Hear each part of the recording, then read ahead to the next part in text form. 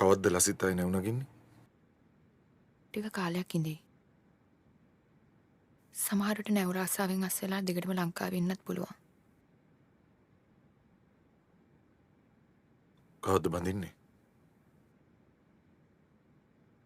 ඉක්මනට ඒකත් කරගන්න ඕනේ. ඔයාට මං නැති උනට කමක් නැහැ.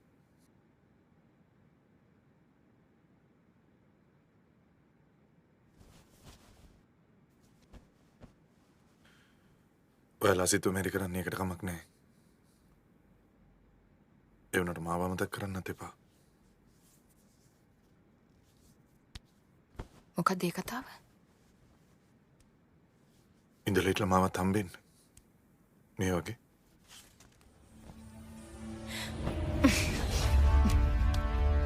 මොකද්ද රංගුව තිරිසන් කතාව?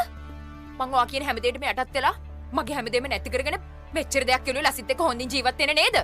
හොඳ පෞල් ජීවිතයක් ගත කරන්න නේද? අන්තිමට ඔයා මට ඒකටවත් ඉඩක් දෙන්නේ නැද්ද? මොකද්ද රංගුව මේ කරන්නේ? ඔයාට පව් නැද්ද? ඔයිට වැඩි හොඳයි මාව මරලා දැම්මා නරියා.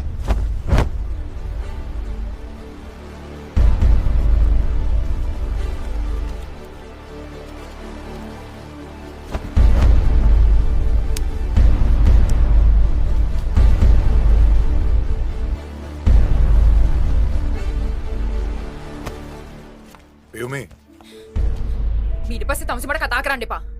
මට මගේ කාර් එකත් එපා. ගෑණියෙකුට උනත් අසරණ වෙන්න පුළුවන් සීමාවක් තියෙනවනේ.